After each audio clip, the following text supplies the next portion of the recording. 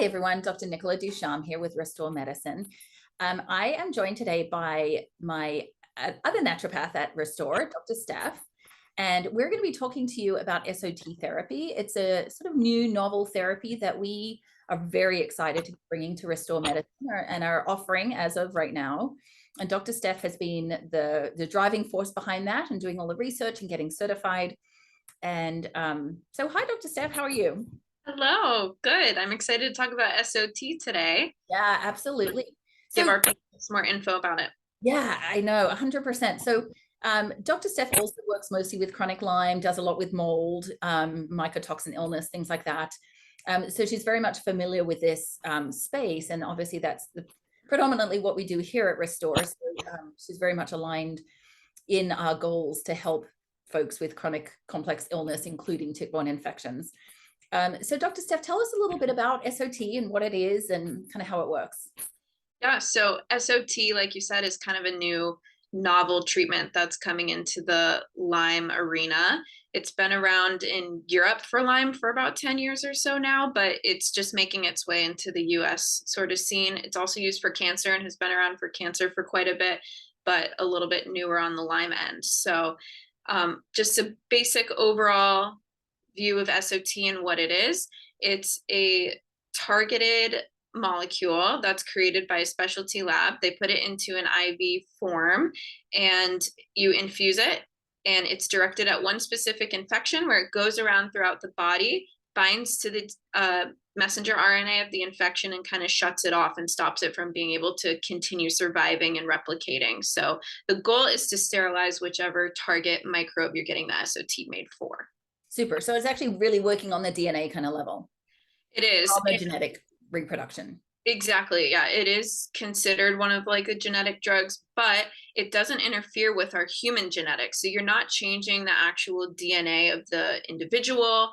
Our cells actually don't even recognize the SOT because it's such a short little nucleotide sequence and it's specific for the microbe DNA that you're targeting. It doesn't interfere with our cells. It only goes around and binds onto the infectious DNA that it's designed to stop. That's fantastic. So, Yeah. and so, yeah, the understanding is, we're working with one infection at a time, correct? So Borrelia would be separate to Babesia would be separate to Bartonella. Right. So what's the timeline and how does one determine which SOT to start with? So SOT, like you mentioned, is so specific, it can only be made for one infection. And that's even true within the different species of infection. So say you're targeting Bartonella, you'd have to have a separate SOT for Bartonella henselae and Bartonella quintana. Like it's very specific for the one species that you're going for.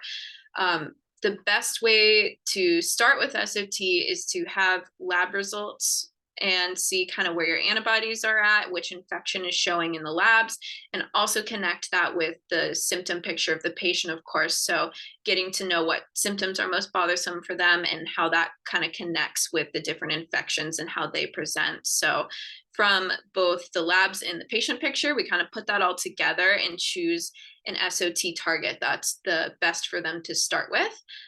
From there tends to be, of course, the other co-infections or even viral infections that come along with chronic Lyme. So you can do multiple SOT targets. They just have to be spaced apart a bit. So you would do your first infusion, and I would recommend waiting at least a month, like 3 to 4 weeks, before doing a second infusion for a new infection. So you can do more than one, you just have to space it out a bit. And when you do an infusion with one SOT, it can kind of change the symptoms from other infections. So if you're targeting the Borrelia and you kind of bring it down a bit, it's not uncommon for other symptoms to flare from the other infections, like your BART symptoms to increase or Babesia or whatnot. So, which we kind of find no matter what treatment we're doing, right? I've always said Lyme's kind of like whack-a-mole. Like you go after the Borrelia and the Babesia pops up, and then you go after that, and then Bartonella flares up.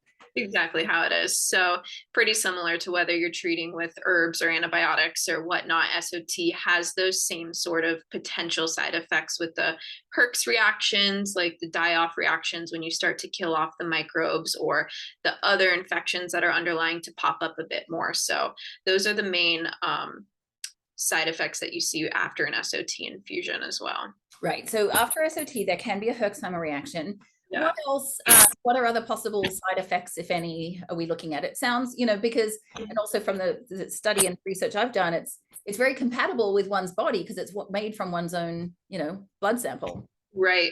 And that's the other, so side effects, most commonly you can see a headache after the infusion. That's what most patients report as the most common side effect.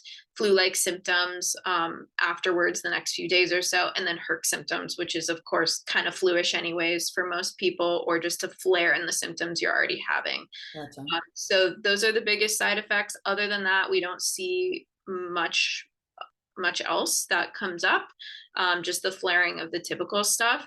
And you mentioned, oh yeah, so that's what I want to touch on, the individuality of each SOT dose too, because like you said, it's made from your own blood and it's targeted at the specific infection DNA that's found in your blood sample.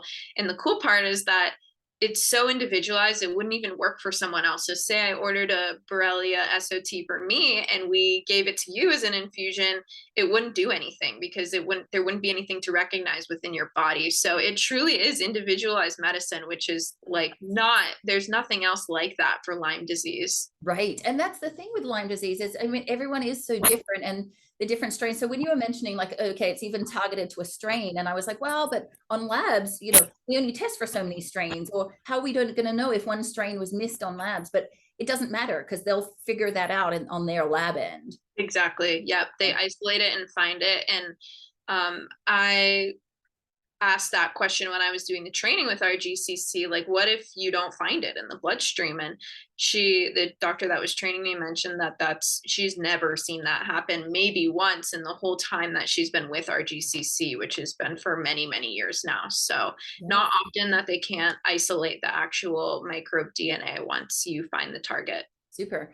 And then talk me through a little bit we'll talk about the process in a minute, but just kind of like the timeline of it, sort of what people would need to do if they wanted to move forward and learn more about SOT, or actually just jump in and do it. Yeah, so RGCC, the lab does require a positive test result within the last 6 months, and they'll accept any reputable US lab. So you can use your IGeneX test or Vibrant or even DNA connections. They're not specific whether it needs to be PCR or antibody. It doesn't matter much to them. You just have to have a positive result because they want to know what they're looking for. So they have to isolate the sample and they want to know that it's in there. So they're not just searching around for it. Yeah. We tend to recommend Vibrant just because their panel is so comprehensive and they do a great job of finding the infections on the Vibrant panels. So and they're cost efficient. And cost efficient, totally. So if you don't have recent testing in the last 6 months, I typically would recommend Vibrant for most cases. Once you have that positive result, then next step would be to schedule an SOT consult with me here at Restore, which can be done virtually if you're not local to San Diego. And from there, that's where we'll go through kind of the results if you have them already, and your symptom picture and history and what kind of treatments you're on already for Lyme disease, and put together a more targeted plan as far as SOT and which one might we start with first. And if we're going to go to a second or third, kind of put those in order. Super. And then what would happen from there? Then they get a blood draw if all the ducks are in the row? Correct. Yeah. So then if we find an SOT target that we want to go for and you want to move forward with doing it, the next step would be to do a blood draw for the lab in Greece. And it is important, you have to be off of all supplements and medications and IV therapies and whatnot for at least 7 days before this blood draw, just because you don't want to be killing off the bug because they want to find it. So they want to be able to find it and create the SOT. Exactly. So you don't want to mask it. So you do have to be off everything for 7 days before the blood draw. Dr. Steph, am I interested, including like vitamin D or fish oil or like everything? Yeah, so the lab recommends everything if you can do it. I don't think staying on those sort of more basic things are really going to change the results. I've seen in some forums that patients have reported that they didn't go off of it just off of some certain things because they couldn't tolerate it and they were still able to find it. So I think the biggest risk with that is just that the lab not being able to isolate it within the bloodstream. So at the very least, anything antimicrobial. Definitely. Yeah.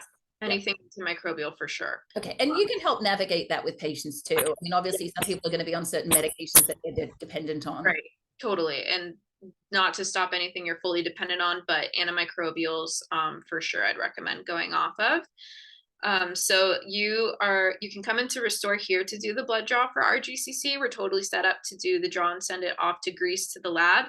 If you're not local, it is possible to have the kit sent to you, and you can find a phlebotomist that's in your area that's willing to do the draw and send it to Greece. So it's still possible to do it, not local to San Diego here. And then just have to be here for the infusion itself. Correct. Yeah. So then once the lab gets the blood, it takes about 4 to 6 weeks for them to create the SOT and send it back to our clinic. So we'll receive it here, and it's just a 60-minute appointment for an infusion where you'll come in and we'll get you hooked up, and it just gets pushed through an IV, and that's it. It's a single dose, and it lasts for up to 6 months within the body. That's amazing. Amazing. And so my understanding is that people don't have to move away from other treatments other than the 7-day window. Correct. They can still do everything they're doing, right? Absolutely, yeah. So you can use it in addition to everything you're already doing for Lyme. Again, the 7-day window before the blood draw, and it is recommended to stay 7 days off before the infusion itself too. Right. But after that, the next day you can restart your supplements. You can go back to doing your other therapies, IV therapies, like frequency therapy, doesn't matter. You can add in whatever you want with the SOT. Super. This is very, very exciting. I know. I can't wait to start using it. I know. Is there anything else? Obviously, people, if they're listening and are interested, can contact our office, and we'll go through pricing information and things like that. Is there anything else you would have that you would want to share about SOT, or anything else we've missed that's important? There is actually, just as a resource, because I know when you hear about this, there's like tons of questions. And of course, you want to hear some other people's experience with it. And it's a new therapy here, so we don't have a bunch of cases to reference quite yet. But there is a Facebook group that I've found to be super informative. So if you're on Facebook, you can just search the group. It's called SOT. And then I think it's parentheses like for Lyme co-infections and viral infections. You can request to add to the group, and there are, I think, are almost 8,000 people in the Facebook group who have either received SOT or are thinking about doing SOT, and they're posting their experiences. It's specifically for patients, so it's not healthcare practitioners in that group. It's about people and their experiences receiving SOT, and there's some pretty incredible stories in there as well. So that's a great place to find out more info if you're interested in it as a patient. And then I also wanted to add that I'm working on putting together a webinar with Patrick, who's our rep from Vibrant America, and they do a lot of the tick-borne testing. So we're trying to figure out a date here, and then we'll let everyone know once it's set. But we're planning to do like a live webinar more focused on SOT and the tick-borne testing as well. So just so people can come to that and do some actual live questions too that we can answer for anybody who has some lingering questions about SOT or the testing or anything.